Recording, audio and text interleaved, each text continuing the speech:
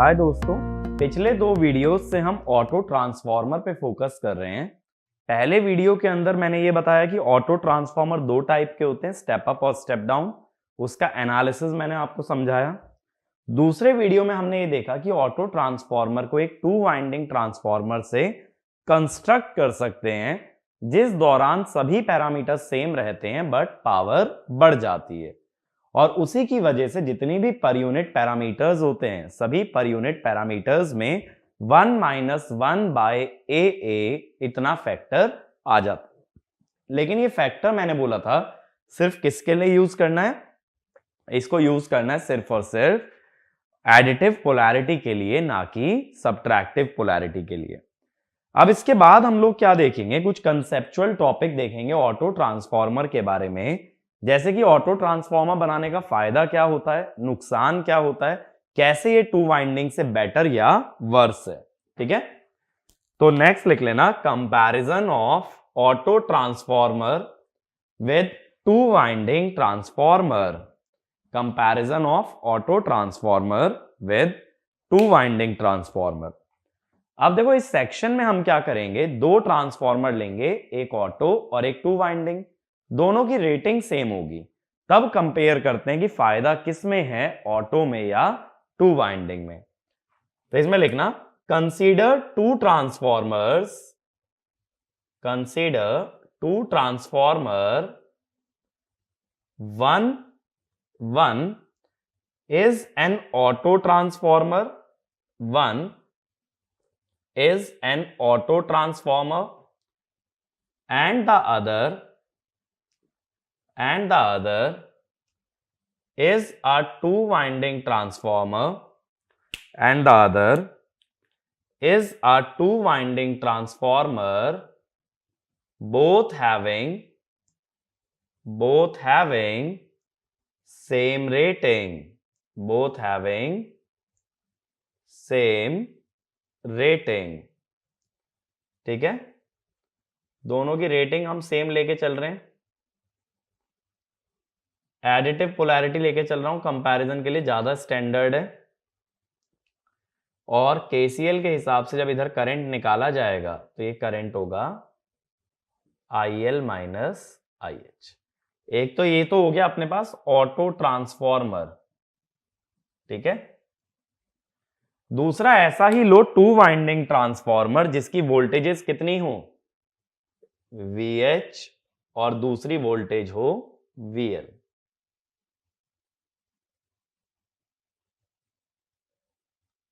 ठीक है, इसमें प्राइमरी सेकेंडरी अलग अलग है।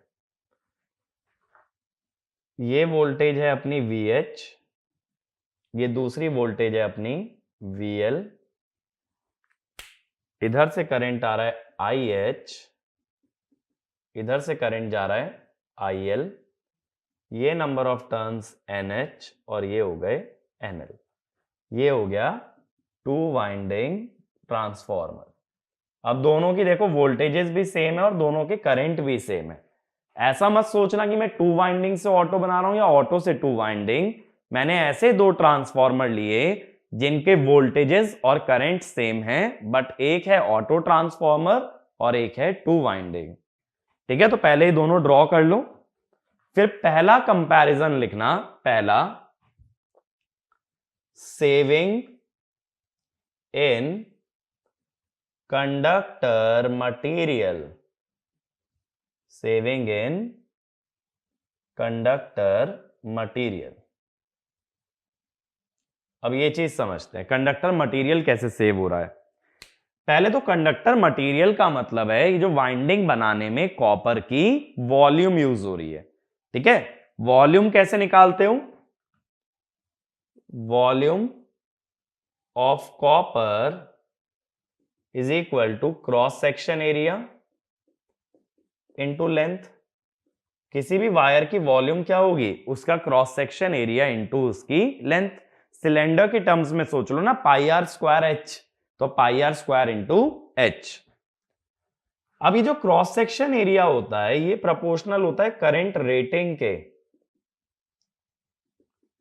और ये जो लेंथ होती है ये प्रोपोर्शनल होती है नंबर ऑफ टर्न्स के।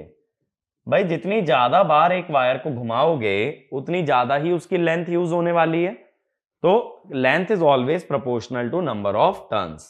Current into number of turns हो जाता है एमएमएफ। तो volume is proportional to MMF. ठीक है, अब हमें क्या देखना है कि वॉल्यूम ऑटो ट्रांसफॉर्मर में कितनी लग रही है। ऑटो ट्रांसफॉर्मर में देखो दो वाइंडिंग्स हैं, एक होती है सीरीज वाइंडिंग, एक होती है कॉमन वाइंडिंग। सीरीज वाइंडिंग है ए बी वाली, उसमें कितने टर्न्स हैं, NH माइनस NL। कितना करंट है उसके अंदर, IH। और फिर कॉमन वाली वाइंडिंग में है NL टर्न्स और उसमें करंट कितना है, IL माइनस IH। तो ये टोटल एमएमएफ हो गया ना, टोटल एमएमएफ दोनों वाइंडिंग्स का। अब ये मत सोचना ऐड कैसे कर दिया, अपोज करते थे, मुझे वॉल्यूम चाहिए। वॉल्यूम एमएमएफ से आती है, तो पहली वाइंडिंग के एमएमएफ से उसकी वॉल्यूम, दूसरी वाइंडिंग के एमएमएफ से उसकी वॉल्यूम। और वॉल्यूम्स हमेशा ऐड होंगी टोटल वॉल्यूम निकालने के लिए, उसका एमएमएफ की डायरेक्शन से कोई रिलेशन नहीं है। बात मेरी समझ रहे हो? यहां मैं एमएमएफ नहीं निकालना चाहता, यहां मैं क्या निकालना चाहता हूं, वॉल्यूम। और वॉल्यूम प्रोपोर्शनल है एमएमएफ के, तो मैं कह रहा हूं दोनों वाइंडिंग की वॉल्यूम निकाल के ऐड कर दो। ऐसे ही देखो volume of two winding transformer कितनी आएगी। इसमें पहली वाइंडिंग का एमएमएफ होगा NHIH और दूसरी का होगा NLIL। ठीक है, अब अगर इनका रेशो ले लिया जाए, volume of conductor in auto by volume of conductor in two winding, ratio में प्रोपोर्शनैलिटी कांस्टेंट तो कट जाएगा। जरा इसका ब्रैकेट खोलें, NHIH फिर NLIL, NLIH NLIH तो -2 और नीचे टू वाइंडिंग में कितना है, NHIH प्लस NLIL। देखो ये तो यहीं से देख के समझ आ गया कि ऊपर वाली टर्म छोटी होगी, नीचे वाली टर्म बड़ी होगी। ऊपर कुछ सब्ट्रैक्ट हो रहा है ना, तो वॉल्यूम तो बच रही है। अब एमएमएफ बैलेंसिंग से हम क्या जानते हैं, हम ये जानते हैं कि किसी भी ट्रांसफॉर्मर में अगर वो आइडियल है तो दोनों वाइंडिंग का एमएमएफ बराबर होता है। हम आइडियल केस लेके चल रहे हैं। ठीक है, अब आइडियल केस के हिसाब से मैं लेफ्ट में लिख रहा हूं, volume of auto by volume of two winding, कितना रेशो बन जाएगा भाई ये, 2NHIH minus 2NLIH whole divided by 2NHIH। तो ये हो गया 1 माइनस NL बाय NH, ये हो गया, यानी 1 माइनस 1 बाय AA, क्योंकि NL बाय NH कितना होता है, 1 माइनस 1 बाय AA। अब बात है कि सेविंग कितनी हुई, ये तो दोनों वॉल्यूम्स का रेशियो आ गया ना, मुझे निकालना क्या था, सेविंग। सेविंग अगर निकालना है, परसेंटेज सेविंग, तो ये कैसे निकलेगा, volume two winding minus volume auto by volume two winding. Two winding के कंपैरिजन में कितना परसेंट वॉल्यूम बच रहा है, तो वॉल्यूम ऑटो आ रहा है, वॉल्यूम ऑफ टू वाइंडिंग, ये कॉमन ले लो, 1 माइनस वॉल्यूम ऑटो कितना है, 1 minus 1 by AA upon volume two winding. ये 1 से ये 1 कटा,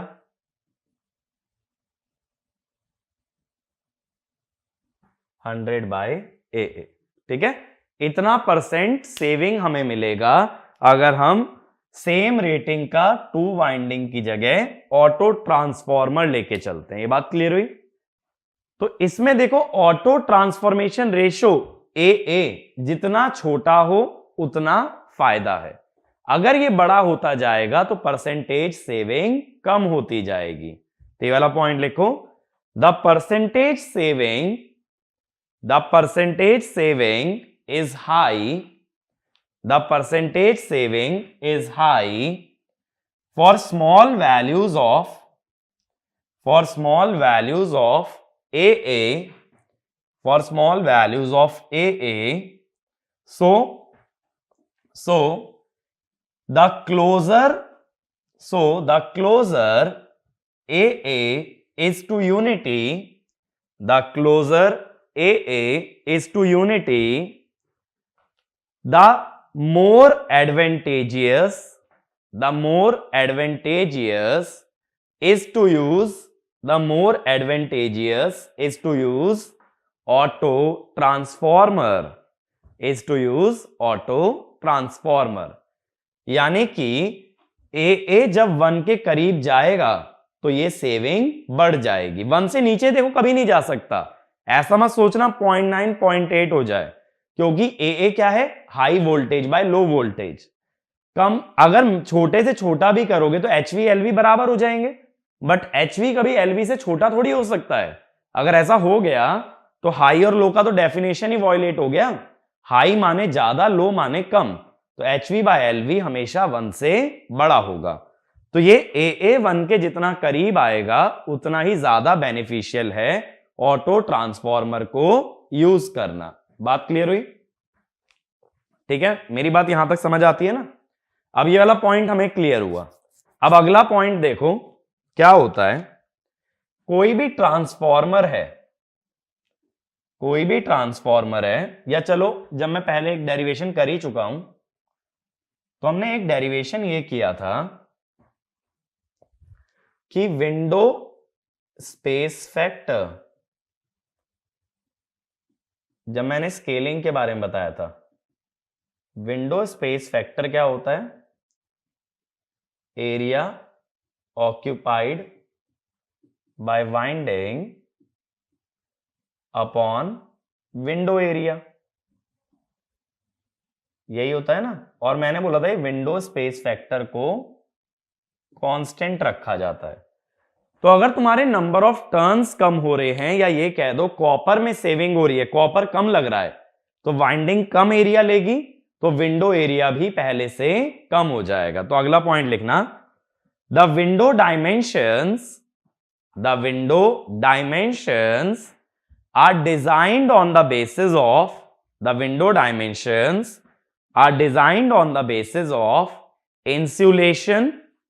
insulation and conductor material। मैंने इंसुलेशन का नाम क्यों लिया? देखो, जब कोई ट्रांसफॉर्मर होता है, जैसे एक तरफ मैं कॉन्सेंट्रिक वाइंडिंग बना रहा हूं, बस एक ही लिंब पे दिखा रहा हूं अभी, तो अंदर LV होती है और बाहर कौन सी वाइंडिंग होती है? HV। अब इसमें जो खाली रीजन होता है ये क्या होती है? इंसुलेशन। ये सारा इंसुलेशन है ना जो मैं शेड कर रहा हूं, यानी विंडो का कितना एरिया तुम ऑक्यूपाई कर लोगे, दो चीजों पे डिपेंड करेगा। ये तो है कंडक्टर, और किस पे डिपेंड करता है? इंसुलेशन पे। ठीक है, विंडो कितना एरिया यूज अप होगा वो कंडक्टर और इंसुलेशन दोनों पे डिपेंड करता है। इसीलिए मैंने बोला विंडो की डायमेंशन किस पे डिपेंड करती है? कंडक्टर और इंसुलेशन। तो इसी पॉइंट में आगे ऐड करना, since requirement of conductor material reduces,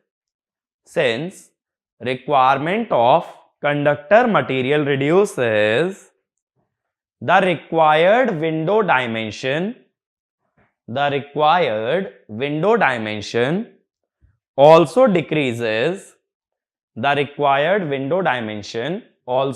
decreases, and hence volume of core reduces, and hence volume of core reduces. So there is saving in core material. There is saving in core material. Copper requirement कम होने से window का area कम, window छोटी माने transformer छोटा। Transformer अगर छोटा बन रहा है तो कोर में भी सेविंग है। यानी अगर इतनी ही रेटिंग का एक 2 वाइंडिंग लो, उसके बदले क्या लो, ऑटो ट्रांसफॉर्मर, तो कॉपर की वायर भी कम लगेगी और कोर भी छोटा बनाना पड़ेगा। जब कॉपर की वायर भी कम, कोर भी छोटा, तो क्या फायदा हो गया, कॉस्टिंग बच गई। तो अगला पॉइंट यही लिखो, due to saving in conductor and core material, due to saving in conductor and core material, the cost of auto transformer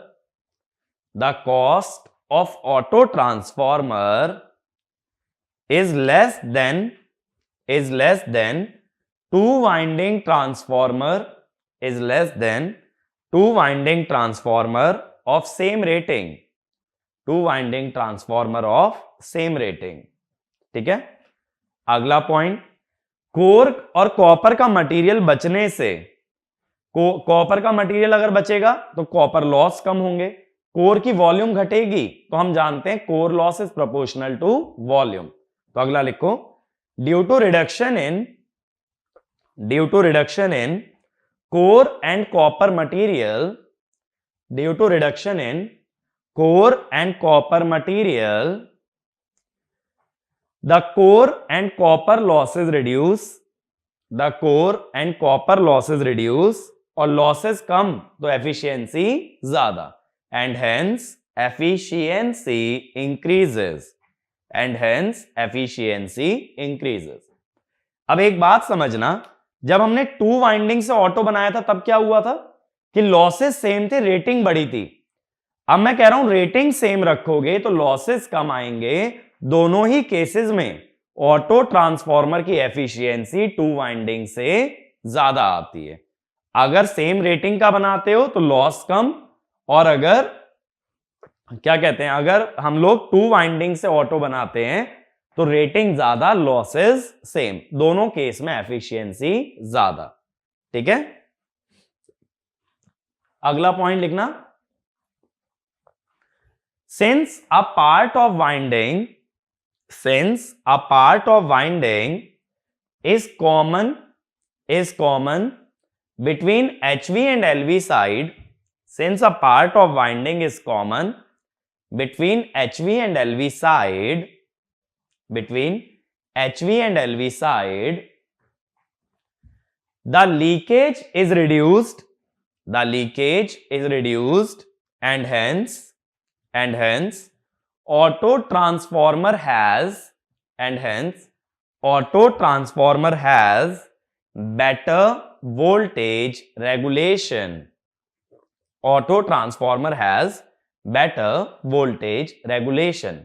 हम ये कहते हैं कि प्राइमरी सेकेंडरी में जितना गैप कम से कम रहे, लीकेज उतना ही कम रहता है। यहां गैप की तो बात छोड़ो, यहां तो वाइंडिंग ही सेम है।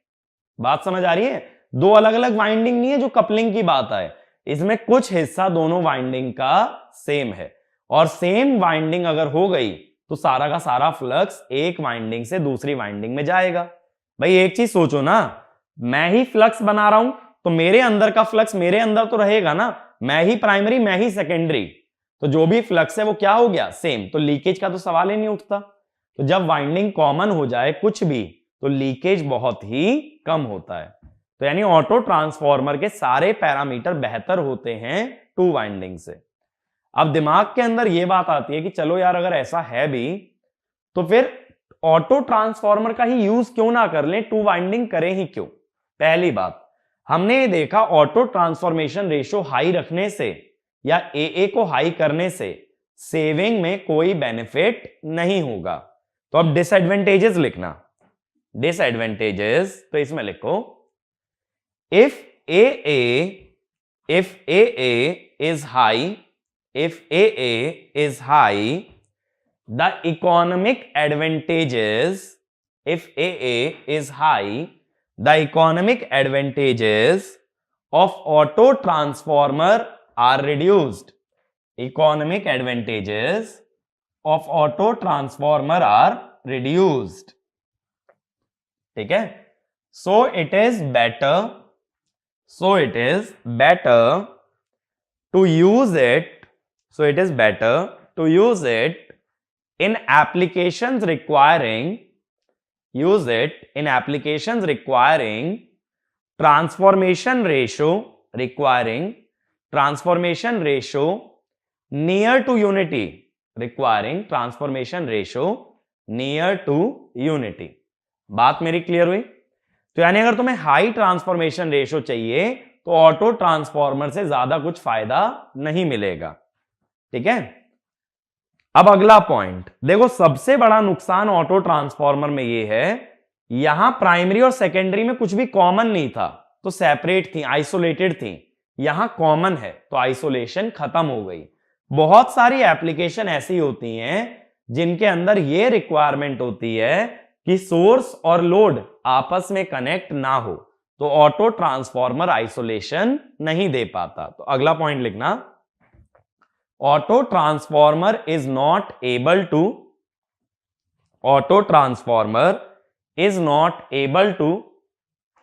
provide isolation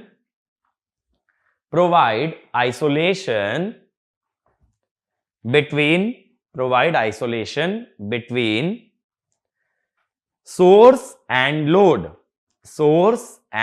load. सबसे मेजर ड्रॉबैक इसका यही है, आइसोलेशन नहीं मिलता। तुम कह रहे हो हाई ट्रांसफॉर्मेशन रेशियो पे एडवांटेज तो घट गया, प्लस आइसोलेशन भी नहीं मिला, तो ऑटो ट्रांसफॉर्मर यूज करने का फायदा नहीं होगा, क्योंकि ना तो कोई एडवांटेज खास मिल रहा, बट एक ड्रॉबैक बहुत बड़ा आ गया कि आइसोलेशन खत्म हो गया। यानी जब नियर टू यूनिटी चाहिए तो ऑटो ट्रांसफॉर्मर बेटर है, और जब हाई ट्रांसफॉर्मेशन रेशियो चाहिए तो टू वाइंडिंग बेटर है। अगला point, if secondary side is open circuited in auto transformer, then no current flows in either winding, and entire HV voltage appears across LV winding, which can damage the insulation. So insulation must be increased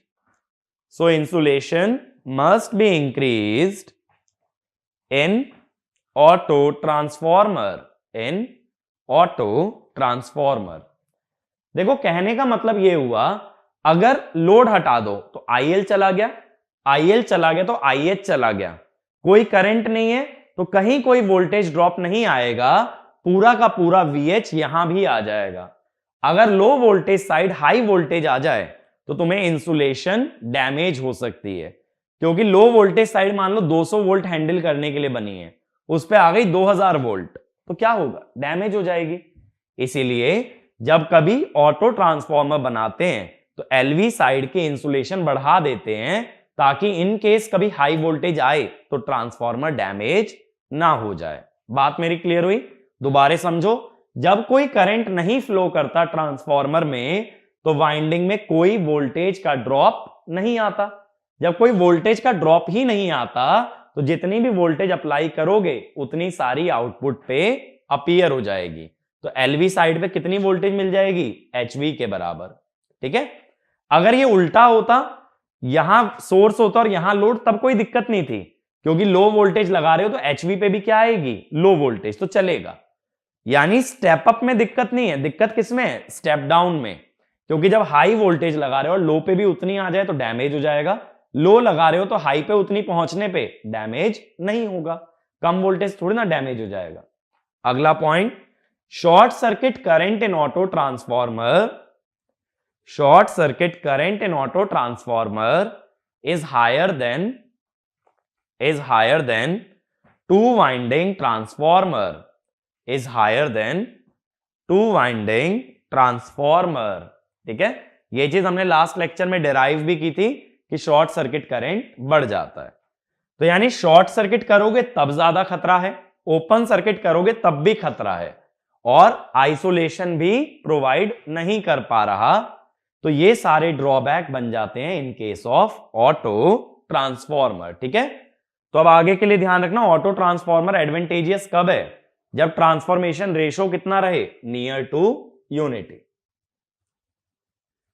अब next लिख लेना, equivalent circuit parameters, equivalent circuit parameters of auto transformer, equivalent circuit parameters of auto transformer. अब मैंने क्या बताया था देखो पहले भी कि ऑटो ट्रांसफॉर्मर को एक टू वाइंडिंग की तरह व्यू कर लिया करो। टू वाइंडिंग की तरह कैसे? प्राइमरी हो जाएगी सीरीज वाइंडिंग और सेकेंडरी हो जाएगी कॉमन वाइंडिंग। तो टर्न्स रेशो क्या हो गया? NH minus NL ratio NL। Primary side के मान लो रेजिस्टेंस है R1 और लीकेज रिएक्टेंस X1, सेकेंडरी का R2, लीकेज रिएक्टेंस X2। हमेशा ये ध्यान रखना जब कभी पैरामीटर रेफर करो तो उसे रेफर उस साइड करना जिस साइड सीरीज वाइंडिंग है। ठीक है, तो रेफर किस साइड करना है? सीरीज वाइंडिंग की तरफ। सीरीज वाइंडिंग कौन सी है? AB। AB पे R1 X1 तो पहले से प्रेजेंट है, रेफर किसे करना है? R2 X2। तो अब अगर मैं ये कहूं R1 equivalent is R1 plus R2 को अगर इस साइड लाओगे तो क्या लिखोगे? Destination by source. NL से NH माइनस NL की तरफ आ रहे हो ना,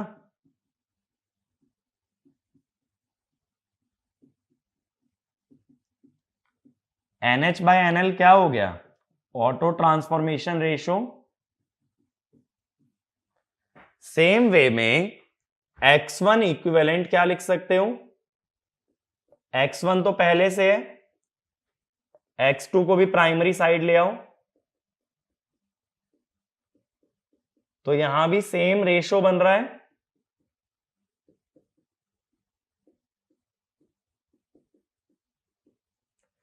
अब इससे होगा क्या कि जो हमारा सर्किट बनेगा ऑटो ट्रांसफॉर्मर का, तुमने दोनों पैरामीटर सीरीज वाइंडिंग की तरफ रेफर कर लिए हैं,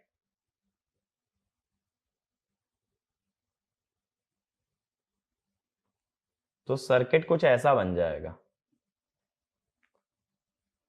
हमेशा जब भी पैरामीटर लिखो ना तो हमेशा लिखना सीरीज वाइंडिंग की तरफ, चाहे स्टेप अप हो चाहे स्टेप डाउन। ये हो गया VH, ये हो गया VL, ये हो गया IH और ये हो गया IL। अब तुम इजीली KCL KVL लगा सकते हो।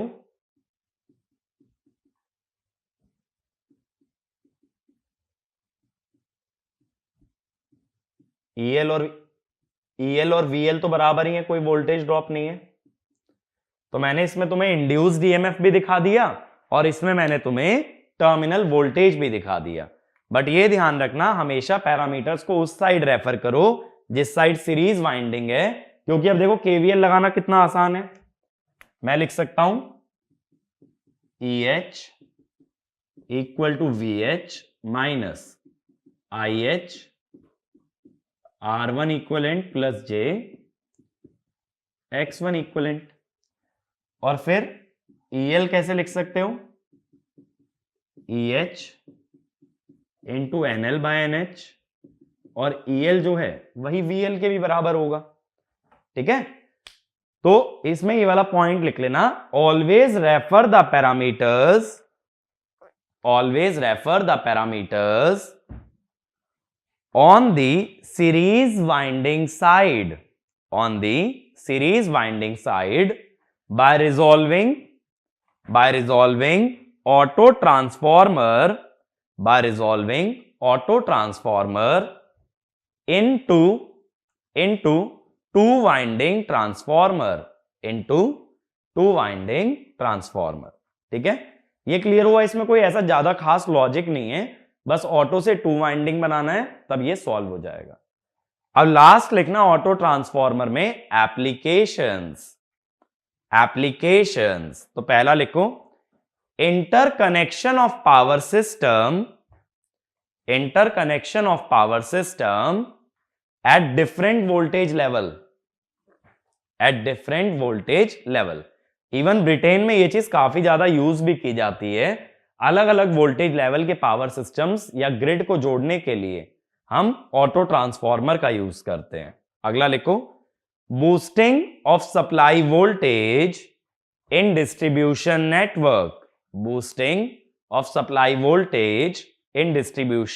नेटवर्क। देखो, जब सप्लाई वोल्टेज बूस्ट करना होता है ना, तो ऐसा नहीं होता 10 गुना 20 गुना करना है, 1.1 टाइम्स, 1.2 टाइम्स। और जब ट्रांसफॉर्मेशन रेशो 1 के क्लोज है तो ऑटो ट्रांसफॉर्मर एडवांटेजियस है। बूस्ट क्यों करना पड़ता है? मैंने पहले भी बताया था, हमारे घर पे आने वाली वोल्टेज रेटेड होनी चाहिए, लेकिन ट्रांसमिशन लाइन में वोल्टेज घटते घटते घर तक कम पहुंचेगी। तो बीच में अगर उसे हल्का सा इंक्रीज करना है तो टू वाइंडिंग की जगह ऑटो ट्रांसफॉर्मर लगाओ, क्योंकि जब भी छोटा ट्रांसफॉर्मेशन रेशो लोगे then it is always advantageous to use auto transformer. अगला लिखो ऑटो ट्रांसफॉर्मर विद अ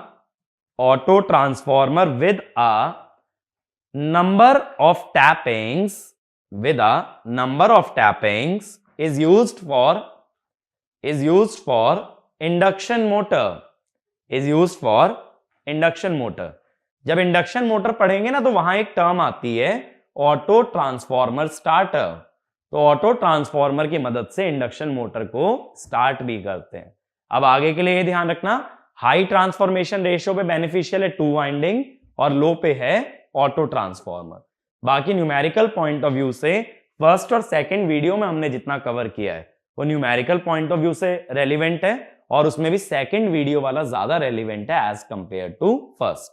ठीक है, तो ऑटो ट्रांसफॉर्मर पे क्वेश्चन प्रैक्टिस करो, ज्यादातर फॉर्मूला बेस्ड क्वेश्चन होते हैं, बहुत ज्यादा इजी टॉपिक है, बहुत इजीली सारे क्वेश्चन बना पाओगे। उसके बाद अगले सेक्शन पे मूव करना। ठीक है, अगला सेक्शन थोड़ा हमारा फेजर ओरिएंटेड रहेगा, इसीलिए फेजर एनालिसिस एक बार रिवाइज करना, तभी अगले सेक्शन पे मूव करना, वरना काफी ज्यादा कंफ्यूजिंग हो जाएगा। ठीक है, तो अगले सेक्शन में मिलते हैं और हम बात करेंगे 3 फेज ट्रांसफॉर्मर के बारे में, जो मैं मानता हूं मैक्सिमम स्टूडेंट को डिफिकल्ट लगता है। बहुत डिटेल में बेसिक से एनालाइज करेंगे, ताकि कहीं भी ऐसा ना लगे कि मैं कोई एडवांस कॉन्सेप्ट यूज कर रहा हूं। उसके लिए क्या क्या चीजें मालूम होनी चाहिए, 3 फेज सर्किट और फेजर एनालिसिस का कॉन्सेप्ट। ठीक है, दोनों नेटवर्क के कॉन्सेप्ट हैं, ये तैयार रखना, तो 3 फेज ट्रांसफॉर्मर में दिक्कत नहीं आएगी। इस लेक्चर के अंदर इतना ही। Thank you.